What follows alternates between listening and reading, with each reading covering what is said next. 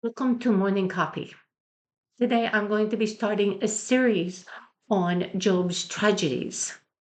Job, he was a good man, but bad things happen to good people. And many people they try to struggle to figure out why the things are happening and normally never come up with an answer. Some people will blame it on a fallen evil world, others blame it on just bad decisions. But either way, we need to remember that in the middle of our struggles, we as believers, we can still trust, we can worship, and we can still serve the Lord. Now, over the next several weeks, we'll be looking into Job's life.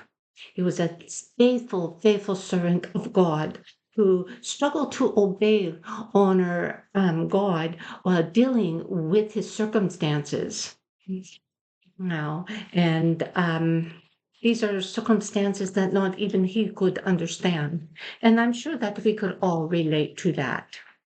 So I'll begin reading in Job 1:1. In the land of Uz, there lived a man whose name was Job. The man was blameless and upright.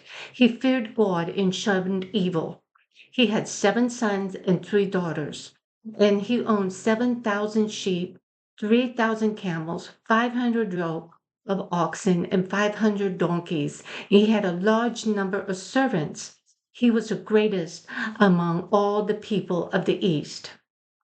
His sons would hold feasts in their homes on the birthdays, and they would invite their sisters to eat and drink with them. And when a period of feasting had run its course, Job would make arrangements for them to be purified. Early in the morning, he would sacrifice a burnt offering for each of them, thinking, perhaps my children have sinned and cursed God in their hearts. This was Job's regular custom. Job's character would be defined and redefined through the suffering and his opposition.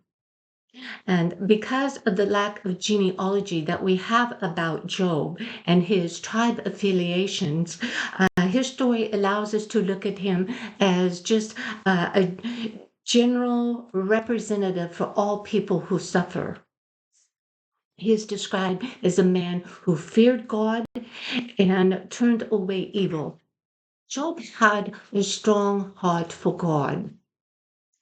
He was also the wealthiest man in his area, and actually, it says in the entire East there. And his children are described as having regular parties on their birthdays and getting together to celebrate. And afterwards, Job would act as priest, so to speak, for his family, that he would get up early that next morning and offer sacrifice to God. And his thoughts to hopefully purify his children, and that just maybe they had cursed God and sinned against him. So, as believers, we ourselves can go directly to God. And our desire for God should cause us to check our hearts for anything that could cause damage to our relationship with God. In Job 1:6, on the day the angels came to present themselves before the Lord, and Satan also came with them. The Lord said to Satan, where have you come from? Satan answered the Lord, from roaming through the earth, going back and forth on it. The Lord said to Satan, have you considered my servant Job? There is no one on earth like him. He is blameless and upright, a man who fears God and shuns evil. Does Job fear God for nothing? Satan replied. Have you not put a hedge around him and his household and everything he has? You have blessed the work of his hands, so that his flocks and herds are spread throughout the land. But now stretch out your hand and strike everything he has, and he will surely curse you to your face. The Lord said to Satan, very well then, everything he has is in your power, but on the man himself, do not lift a finger. Then Satan went out from the presence of the Lord. Job's faithfulness was on display, and everybody was watching him. They could see how faithful to God that he was. His devotion to God was like nobody else's at that time. Job's commitment should be our goal as believers. The author of Job, he used the words as now there was a day to mark the shift in location. So go from Job's house and his family to the heavenly realm, so to speak. And among that group of angels, there was Satan as well. And when the Lord asked Satan where he came from, Satan was pretty vague about it. He said, oh, going to and fro on the earth, just walking up and down it. But the Lord asked Satan if he had not considered his servant Job, because God's blameless servant and from integrity. Satan immediately tried to put doubt on Job's motives, saying that, and he insisted that if God would just remove the blessings on Job, all his blessings from him, that Job would curse God to his face. So what did God do? He accepted Satan's challenge there to allow Satan full control over his family and his possessions, but he could not lay a finger on Job himself. See, people who serve God just to receive the blessings, they don't understand what it's like to be completely devoted to God. And as Jesus explained to his disciples, that those who follow him will be hated. And not only that they are not guaranteed protection from this evil world. We need to ask ourselves the question, will I still serve God if God takes away all his blessings that he has given unto us? And beginning in Job 1:13. Mm. One day, when Job's sons and daughters were feasting and drinking wine at the oldest brother's house, a messenger came to Job and said, oxen were plowing and the donkeys were grazing nearby, and the Sabines attacked and made off with them. They put the servants to the sword, and I am the only one who escaped to tell you. While he was still speaking, another messenger came and said, fire of God fell from the heavens and burned up the sheep and the servants, and I am the only one who has escaped to tell you. While he was still speaking, another messenger came and said, the Chaldeans formed three raiding parties and swept down on your camels and made off with them. They put the servants to the sword, and I'm the only one who escaped to tell you. While he was still speaking, yet another messenger came and said, your sons and daughters were feasting and drinking wine at the oldest brother's house, when suddenly a mighty wind swept in from the desert and struck the four corners of the house. It collapsed on them, and they are dead. And I'm the only one who escaped to tell you. Hmm. Job's external appearance of righteousness was about to be tested. A series of tragedy after tragedy would bring heavy pressure on Job. His suffering and his words and action would be revealed as his true character. And here the scene changes from Job's house and his family, or I'm sorry, it changes back to Job's house and his family. With ever devastating report after report from his servants, we can see the overwhelming picture of his misfortune and his loss. With each message delivered to Job, he sank deeper and deeper into his despair. And Job, he lost in four areas. First, he lost his animals, which was his means for producing food. He lost his flocks, which is means for clothing and income. He lost his camels, which were means for his travel and trade.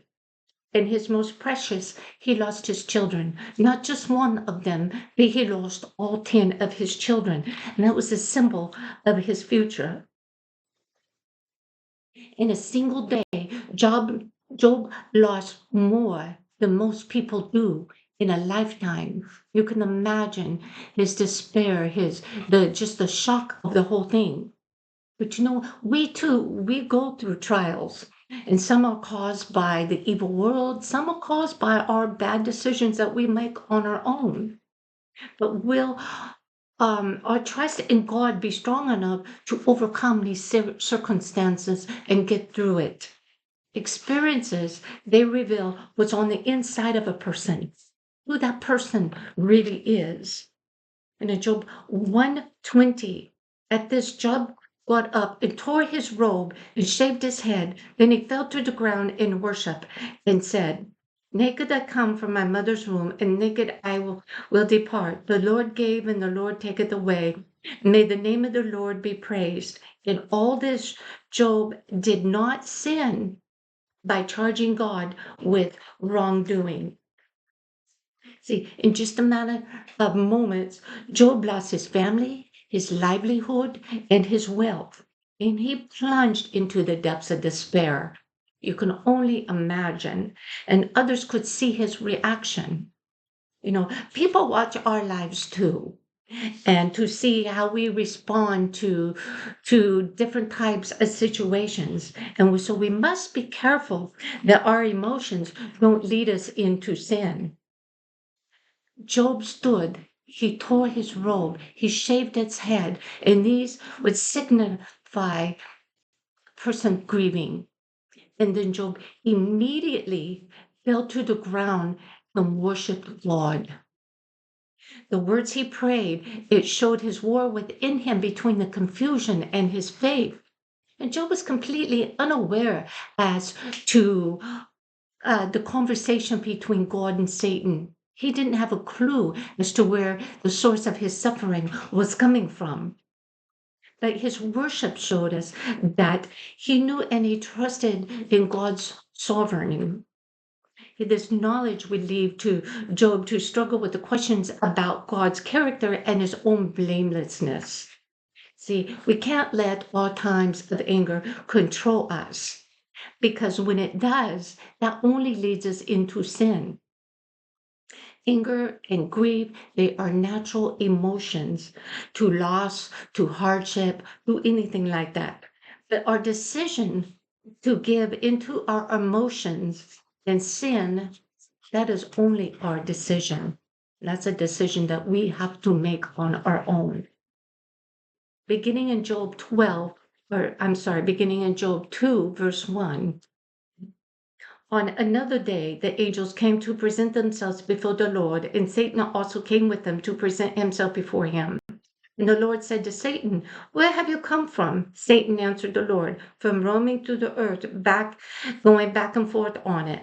Then the Lord said to Satan, Have you considered my servant Job? There is no one like him on earth. He is blameless and upright, a man who fears God and shuns evil. And he still maintains his integrity. Through you incited me against him to ruin him without any reason. Skin for skin, Satan replied. A man will give all he has for his own life, but now stretch out your hand and strike his flesh and bones, and he will surely curse you to your face. The Lord said to Satan, Very well.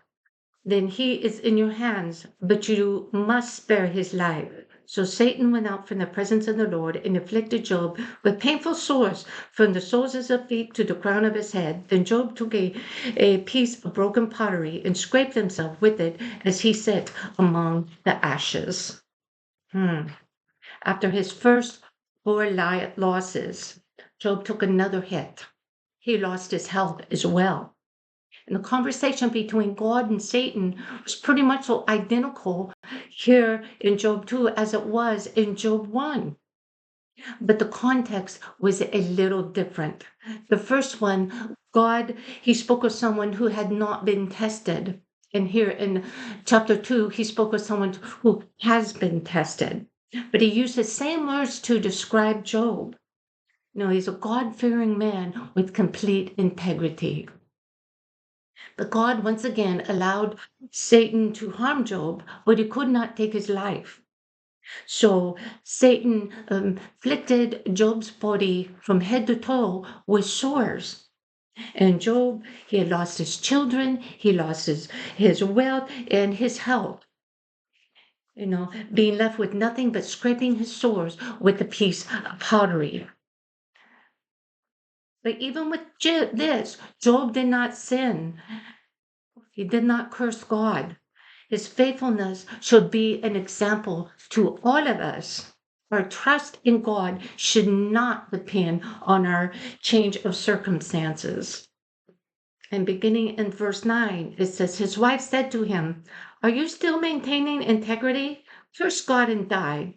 He replied, you are talking like a foolish woman. Shall we accept good from God and not trouble? In all of this, Job did not sin in what he said. See, there in his ashes, Job was covered with sores, rejected by the community, and probably wondering why all this was happening to him. But he wasn't the only one who was suffering from loss. His wife as well. She had lost her possessions and her children as well. But his wife responded a lot differently than him. After Job lost his health and fell silent in grief, this is where his wife comes into the story. Her advice to Job was, why don't you just curse God and die? So Job wasn't low enough as it was, but he stated her words were that of a fool. See, Job trusted God completely, and he trusted God beyond his even his own understanding. And we should work at having the same kind of trust and faith in God. We may not understand why we suffer, but we can trust God to carry us through. We can trust in God's perfect love for us. Integrity and faith are a must in serving God. We all need God's help to hold fast in our faith during our times of troubles. And we can place our trust in His promises no matter what. Amen. Thank you so much. Won't you please join me next week as we dive further into the tragedies of Job?